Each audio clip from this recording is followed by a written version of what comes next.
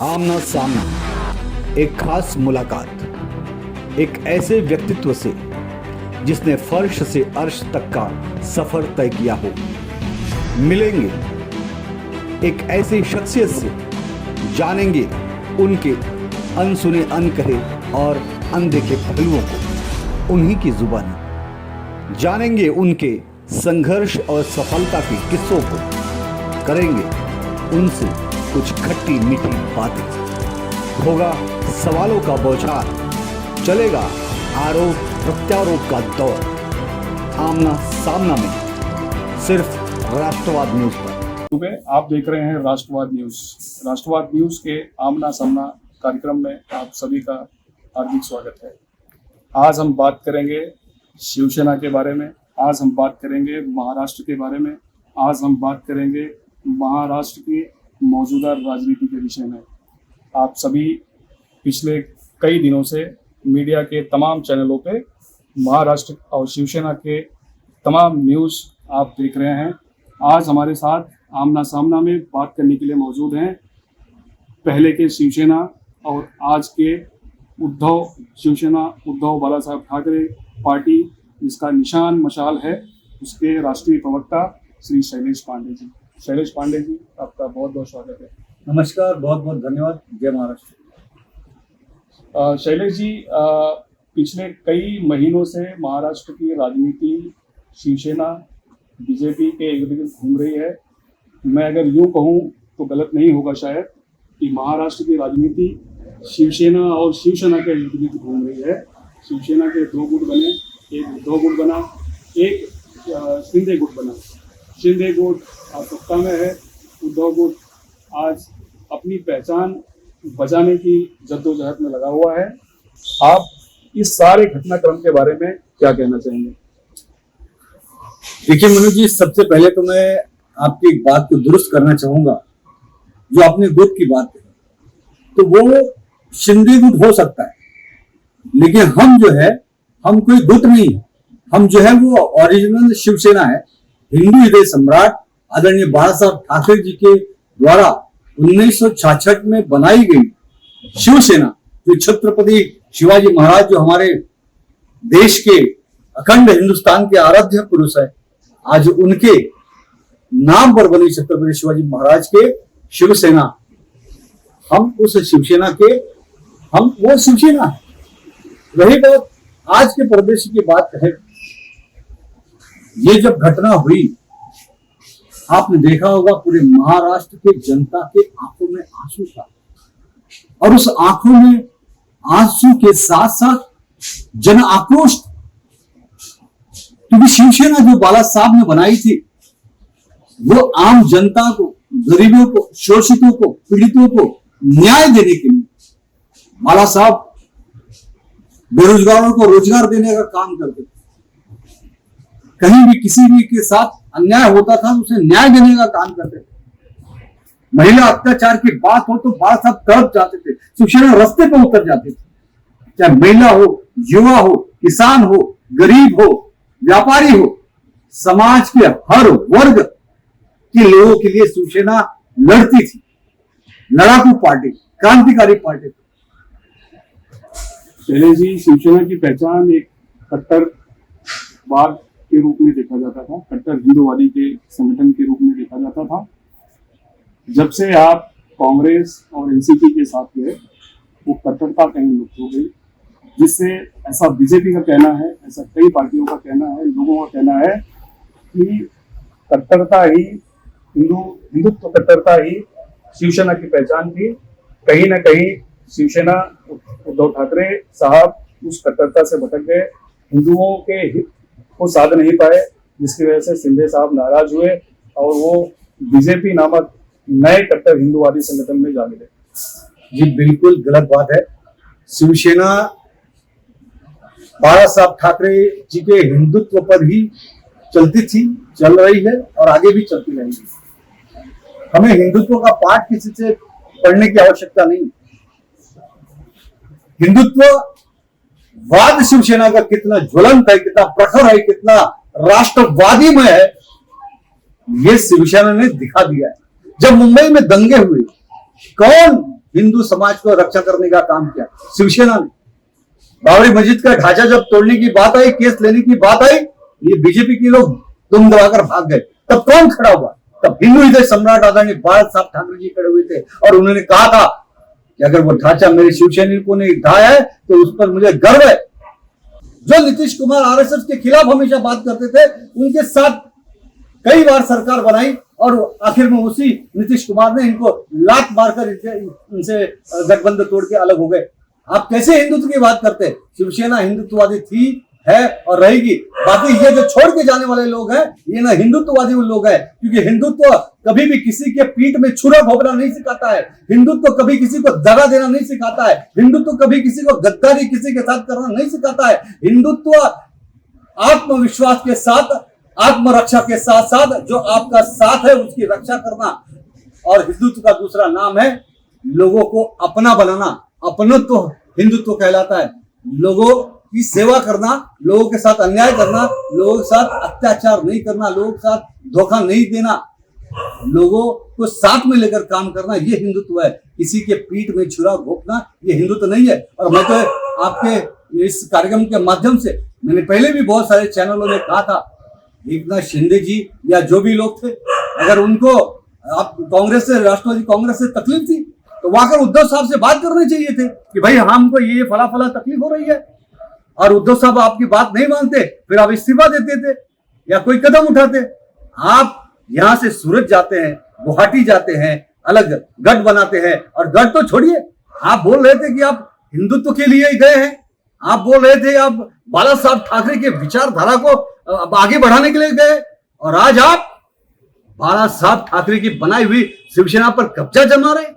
बाला साहब ठाकरे की बनाई हुई शिवसेना को खत्म करने का षड्यंत्र किया। आपने धनुष बाण को खत्म करने का, पवित्र धनुष बाण को खत्म करने का षड्यंत्र आपने किया। तो आप कहां हिंदुत्व की बात कर रहे हैं? कहां बाला साहब ठाकरे के हित की बात कर रहे हैं? आप तो शिवसेना के पूरे संपूर्ण खात्मे के लिए आप बीजेपी की कठपुतली बन गए। आपके मुंह से हिंदुत्व और शिवसेना ये शोभा नहीं देता है।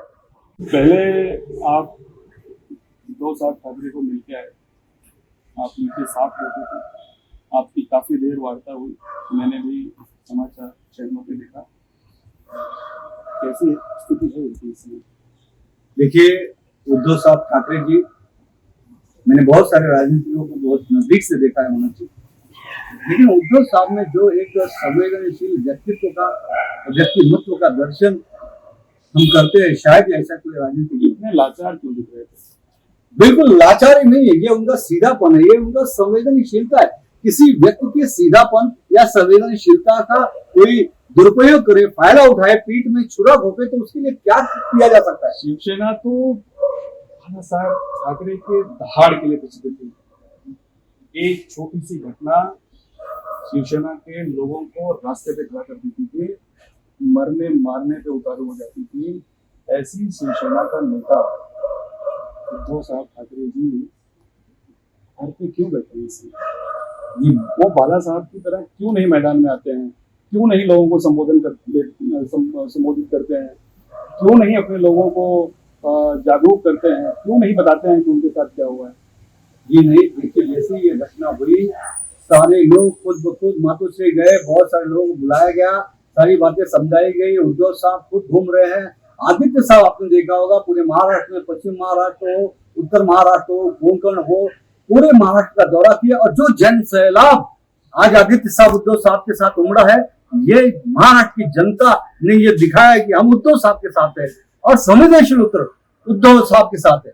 और आपने जो प्रश्न किया उसका जवाब में देते हुए ये कहना चाहूंगा, एक समय था जब बाला साहब इस दुनिया से गए थे अपने शरीर को छोड़कर, हालांकि उनकी आत्मा तो आज भी हम में बसती है। तब यही बीजेपी वाले और वो लोग ये सोचे कि अब तो बाला साहब रहे नहीं, ये उद्धव साहब क्या करेंगे, ये तो एक फोटोग्राफर है, ये तो सीधे साधे आदमी है, अब हम शिवसेना को खत्म कर देंगे। और तब से ये षड्यंत्र शिवसेना को खत्म करने का किया गया था। लेकिन नहीं, उद्धव साहब ठाकरे जी के नेतृत्व में उस समय 56 विधायक चुनकर आए थे, सरकार बनी, बीजेपी ने लाख उसमें मुश्किलात लाने की कोशिश की, लेकिन मजबूरी में उनको शिवसेना का साथ लेना पड़ा था। और लंबे 20 वर्षों का समय रहा जिसमें उद्धव साहब ठाकरे ने अपने बेबाक, कर्मठ, निडर, निर्भीक और संवेदनशील नेतृत्व क्षमता के दम पर शिवसेना को इतना मजबूत रखा। सरकार होते हुए भी इतने विधायक शिंदे जी रातों रात बस में बिठा के, जहाज में बिठा के गोवा से गुवाहाटी तक घुमाए।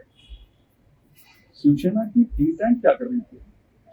देखिए, कहते हैं ना कि जब लालच बुरी बला होती है, और मुझे ये लगता है कि ये पूरे चैनल के माध्यम से हम सभी ने देखा, आप सभी ने, लोगों ने देखा, एक नारा बहुत फेमस हुआ, 50 खोखे एकदम ओके,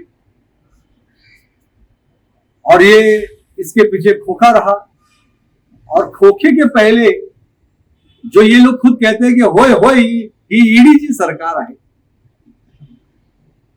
तो ईडी ने 17 से अधिक शिवसेना के नेताओं के पीछे वो करिश्मा किया था। कहीं न कहीं ये ईडी का भी करिश्मा है, लोगों को डरा के, लोगों को दबा के, लोगों को परेशान करके, ब्लैकमेल करके, लालच देके, पद का लालच, पैसे का लालच, ये पूरा षड्यंत्र इस वक्त भारतीय जनता पार्टी सिर्फ महाराष्ट्र में किया ऐसा नहीं, इसके पहले कर्नाटक में हुआ, आपने देखा, उसके पहले मध्य प्रदेश में हुआ, आपने देखा, राजस्थान में करने की कोशिश की गई थी। पूरे देश में यही चल रहा है कि येन केन प्रकारेण जहां जहां पर भारतीय जनता पार्टी की सत्ता नहीं है, वहां पर हर हाल में चाहे खरीद लो, चाहे तोड़ लो, चाहे ब्लैकमेल कर लो, किसी भी प्रकार से वहां पे सत्ता बनाई जाए। और मैं तो ये भाजपा के उन ईमानदार नेताओं से, हालांकि अब तो बड़े कम बचे हैं लोग ईमानदार, लेकिन मेरा प्रश्न यह है, खासतौर से संघ प्रमुख मोहन भागवत जी से मेरा यह प्रश्न है कि संघ ईमानदारी की बात करता है, नैतिकता की बात करती है, लेकिन आज पार्टी विद डिफरेंस कहलाने वाली भारतीय जनता पार्टी में अगर दूसरे पार्टियों के भ्रष्ट नेता जिनके पीछे ईडी लगी हुई थी, हजारों करोड़ के घोटाले उनके उजागर हुए थे, उनके खिलाफ देवेंद्र फडणवीस जैसे नेताओं ने मोर्चा निकाला था, वो जेल में जाने वाले थे, आखिर में ऐसा क्या हो गया कि उनको भारतीय जनता पार्टी में ले लिया जाता है और भारतीय जनता पार्टी में उनको विरोधी पक्ष नेता महाराष्ट्र का बनाया जाता है, उनको बड़े बड़े कैबिनेट मिनिस्टर के दिल्ली में पद दिए जाते हैं जो जेल में जाने वाले थे। आखिर में कहां गई भारतीय जनता पार्टी की नैतिकता? और जो भारतीय जनता पार्टी के ईमानदार नेता है, कार्यकर्ता है, वो आज गुमनाम जिंदगी जी रहे हैं, उनको कहीं पूछा नहीं जा रहा है, उनको दरकिनार कर दिया गया है। कोई जवाब देगा इस बात का? बीएमसी के चुनाव बहुत नजदीक आ रहे हैं, कई नगर पालिकाओं के चुनाव में शिवसेना नाम और चुनाव चिन्ह दोनों चुनाव आयोग ने खारिज कर दिए हैं, सस्पेंड कर दिए हैं। कैसे इतना बड़ा चुनाव लड़ेंगे बिना बाला साहब ठाकरे के, बिना धनुष्यबाण के, बिना भगवा के? कैसे लोगों को कन्विंस कर पाएंगे कि हम शिवसेना है, हम बाला साहब की वही शिवसेना है जो शिवसेना दंगे में, भूख में, बाढ़ में आप लोगों के साथ खड़ी रहती थी? ऐसी शिवसेना को कैसे लोगों के दिल में उतार पाएंगे? देखिए, मुंबई शिवसेना की है और शिवसेना की ही रहेगी, क्योंकि हिंदू हृदय सम्राट को हृदय से भी अत्यंत प्रिय मुंबई और हिंदू हृदय सम्राट के सुपुत्र उद्धव साहब ठाकरे के रगों में उन्हीं बाला साहब ठाकरे का खून। आपने कोविड के दौरान देखा होगा किस तरह से केंद्रीय आयोग समिति ने उद्धव साहब ठाकरे की सराहना की थी। हमारे आदरणीय माननीय सुप्रीम कोर्ट ने उद्धव साहब ठाकरे की सराहना की थी। धारावी पैटर्न की पूरे दुनिया में तारीफ हुई थी।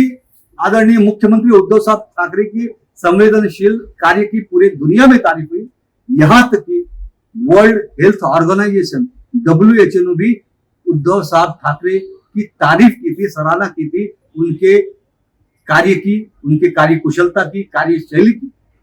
और हमें नाज है आदरणीय उद्धव साहब ठाकरे के संवेदनशील व्यक्तित्व और उनके कर्मठता और कार्य कुशलता की, और हम उसी अपने जो बाला साहब ठाकरे के नारा है 80% समाज सेवा और 20% राजनीति, और आदरणीय उद्धव साहब ठाकरे की कार्यकुशलता के दम पर हमारा शिव सैनिक, वो शिव सैनिक, एक एक शिव सैनिक आज हजार हजार कार्यकर्ता के बराबर है। आज जो लोगों में आक्रोश है, आज हमें मुंबई को बचाना है, हमें महाराष्ट्र को बचाना है, हमें हमारे हिंदू संस्कृति को बचाना है, हमें हमारी मुंबई को बचाना है, और उसके लिए हमारा शिव सैनिक और शिवसेना अपना सर्वस्व समर्पित करने के लिए तैयार है। और मुंबई की जनता ये सिर्फ और सिर्फ हिंदू हृदय सम्राट बाला साहब ठाकरे जी, आदरणीय उद्धव साहब ठाकरे जी, आदरणीय आदित्य साहब ठाकरे जी पर इनको पूरा विश्वास है, और शिवसेना ही मुंबई का रक्षा कर सकती है, शिवसेना ही मुंबई का विकास कर सकती है। ये शिवसेना ने करके दिखाया है, और वही जनता इस बार पिछले बार से ज्यादा मतों और ज्यादा सीटों के साथ शिवसेना का फिर से मुंबई में महापौर बनेगा। आपको कहीं लगता है कि शिवसेना ने एनसीपी और कांग्रेस के साथ जाने में जल्दबाजी की, या थोड़ा सा उसको इतिहास करना चाहिए? देखिए, अगर आप कहते हैं कि शिवसेना ने एनसीपी कांग्रेस के साथ जाने की गलती की, चलो ठीक है, 2 सेकंड के लिए मैं मानता हूं कि अगर गलती है, अगर ये गलती करने पे मजबूर किस थी? आपको याद होगा वो दिन जब अमित शाह जी दिल्ली से आए थे, एक तरफ देवेंद्र फडणवीस जी बैठे थे और दूसरी तरफ उद्धव साहब ठाकरे जी। प्रेस कॉन्फ्रेंस हुआ विधानसभा चुनाव के पहले। उस प्रेस कॉन्फ्रेंस के अंदर आदरणीय देवेंद्र फडणवीस जी ने यह कहा कि अब से जो भी शिवसेना और भारतीय जनता पार्टी का युति हो रहा है, उसमें जो भी सीट होगा, जवाबदारी होगी, जिम्मेदारी होगी, सत्ता होगी, उसका सम समान वितरण किया जाएगा। सम समान वितरण में मुख्यमंत्री भी आता है, सम समान में मंत्री परिषद आता है, सम समान में टिकट का बंटवारा आता है। तो ये बात तो उन्होंने जनता के सामने कमिटमेंट किया था, और उसके पहले अमित शाह जी और उद्धव साहब ठाकरे जी हिंदू हृदय सम्राट आदरणीय बाला साहब ठाकरे के उस पवित्र कमरे के अंदर बैठकर वो सारी बातें तय की थी। वो कमरा लोगों के लिए होगा, लेकिन हमारे लिए मंदिर के बराबर है, और उस मंदिर में दिया हुआ शब्द आदरणीय अमित शाह जी ने और भारतीय जनता पार्टी ने माना नहीं। मैं हमेशा कहते रहेगा कि हिंदुत्व की बात, राम की बात करने वाले भारतीय जनता पार्टी के लोग रघुकुल रीति सदा चली आई, प्राण जाए पर वचन न जाए। ये जो भगवान राम का स्त्रोत है, आज उसको भी भूल गए। आज अगर भारतीय जनता पार्टी के लोग अपना वचन निभाते, 2.5 साल मुख्यमंत्री शिवसेना और भारतीय जनता पार्टी का बनता, तो शिवसेना को जरूरत नहीं पड़ती कहीं जाने की, लेकिन ये तो मजबूर किया इन्होंने। लोगों का ये भी कहना है कि उद्धव साहब शरद पवार जी के झांसे में आ गए, और शरद पवार जी अपनी चाल कर गए और शिवसेना को साइड किया, और शिवसेना का मैक्सिमम जो वोट परसेंटेज है वो बीजेपी में अगर नहीं जाएगा, शिंदे की तरफ नहीं जाएगा, तो ये पवार साहब की तरफ जाने के चांसेस लग रहे हैं, क्योंकि उद्धव साहब भी इसमें शांत बैठे हैं। कहीं उनके चक्कर में तो नहीं फंस गए? नहीं, देखिए, बिल्कुल नहीं। लोकतंत्र में जितनी भी पॉलिटिकल पार्टियां होती हैं, हर पार्टी को लोकतांत्रिक अधिकार होता है कि वो अपने अपने पार्टी का संगठन को मजबूत करे, अपने पार्टी को आगे बढ़ाए। अगर कोई भी पार्टी अपने संगठन को मजबूत कर रही है तो ये कोई गलत बात नहीं है। लेकिन मैंने पहले भी कहा, आज हम आप शरद पवार पे प्रश्न उठाए या किसी भी प्रश्न उठाए, शिवसेना क्यों गई, कहां गई, क्यों गई, तो उसका एक ही जवाब है, भारतीय जनता पार्टी ने धोखा नहीं दिया होता तो ये दिन नहीं देखने पड़ते। आप तड़के सुबह 4 बजे उठकर उसी राष्ट्रवादी कांग्रेस पार्टी के नेता अजित पवार के साथ देवेंद्र फडणवीस जी मुख्यमंत्री की शपथ ले सकते, और उन्हीं अजित पवार के साथ अगर हम सरकार चलाए तो वो पाप हो गया। मतलब आप करो तो पुण्य और हम करें तो पाप। ये कौन सा, मतलब जो भी कहना है, जो भी करना है, आप जो तय करोगे वो सही है, बाकी सारी चीजें गलत है। मतलब आप दिन को रात कहो, रात को दिन कहो तो वो सही है, आप सूरज को चांद कहो, चांद को सूरज कहो तो वो सही है, और मैं सूरज को सूरज कहूं तो वो गलत है। लोग कहते हैं विकास रुक गया था, मुंबई का, महाराष्ट्र का विकास रुक गया था, और देवेंद्र फडणवीस जी के एक इंटरव्यू मैंने देखा, वो कह रहे थे कि जब से शिंदे साहब और बीजेपी की सरकार फिर से बनी है, उन्होंने विकास में 4 चांद लगा दिए हैं, 2 पैर और लगा दिए हैं। और आज रेलवे के विकास हो रहा है, मेट्रो बन रही है, मीरा भाईंदर में उद्घाटन हो रहे हैं, 10,000 करोड़ यहाँ पे दे दिया गया है।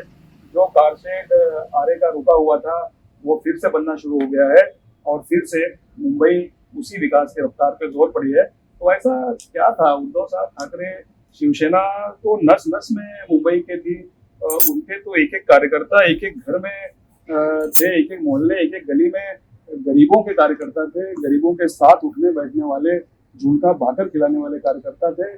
उन्हें ये समझ नहीं आया या ठाकरे साहब के जो सलाहकार थे वे उन्हें कहीं गुमराह कर रहे थे। और क्योंकि मैंने सुना कि उनकी शायद तबीयत भी थोड़ी खराब रहती है, जिसकी वजह से वो कई महीने मंत्रालय भी नहीं जाते थे, घर से ही पूरा ऑपरेशन हैंडल करते थे। तो कहीं आपको ऐसा लगता है कि उनके जो सलाहकार थे वो सलाहकारों ने भी किसी के हाथ में वो खेले और उनको सही सूचना दे नहीं पाए, जिसकी वजह से सारे विकास कार्य रुक गए। हिंदू विरोध में नारे लगने लगे, उनके खिलाफ लोग सड़कों पे आने लगे और कहीं ना कहीं शिवसेना में ही ऐसा विस्फोट हुआ कि एक बहुत बड़ा धड़ा वो शिवसेना से अलग हो गया। देखिए, आपके इस प्रश्न में 3-4 अलग अलग प्रश्न किए हैं। मैं पहले आपके विकास के प्रश्न का जवाब दूंगा कि महाराष्ट्र शिंदे और ये देवेंद्र फडणवीस के साथ में आने के बाद कितना विकास किया। तो मैं सबसे पहले तो इस शिंदे सरकार को बधाई दूंगा कि वेदांता, फॉक्सकॉन जैसी 4.5 लाख करोड़ रुपए का इन्वेस्टमेंट लगाने वाली और 1.5 लाख से ज्यादा बेरोजगारों को रोजगार जो मिलने वाला था महाराष्ट्र को, वो यहाँ से उठकर गुजरात चला गया। इसलिए मैं देवेंद्र फडणवीस जी और एकनाथ शिंदे को बहुत बहुत बधाई देता हूं कि आपने महाराष्ट्र का रोजगार, महाराष्ट्र का इन्वेस्टमेंट, महाराष्ट्र का उद्योग गुजरात जाने दिया। महाराष्ट्र की जनता को उनके बुरे हाल पे छोड़ रहे हो। दूसरा, एक कंपनी थी द बल्क ड्रग करके, ये बहुत बड़ा रायगढ़ में, कोंकण में है रायगढ़, वहां पे ये प्रोजेक्ट लगने वाला था। आज ये प्रोजेक्ट हिमाचल और आंध्र प्रदेश में डिवाइड करके चला गया। और मैं बताने जाऊं तो एक लंबी फहरिस्त, बहुत सारी बड़ी बड़ी कंपनियां हैं, आईटी की है, फाइनेंस की है, वो चली गई। गवर्नमेंट की मैं बात बताता हूं, एयरपोर्ट अथॉरिटी का ऑफिस यहां से उठकर चला गया कहीं और। रिजर्व बैंक का जो एक बड़ा यहाँ पे सेंट्रल ऑफिस था वो उठ के चला गया अहमदाबाद। महाराष्ट्र में जितने भी गवर्नमेंट के बड़े बड़े ऑफिस थे, कार्यालय थे, जिनसे यहाँ पे लाखों लोगों को रोजगार मिलता था।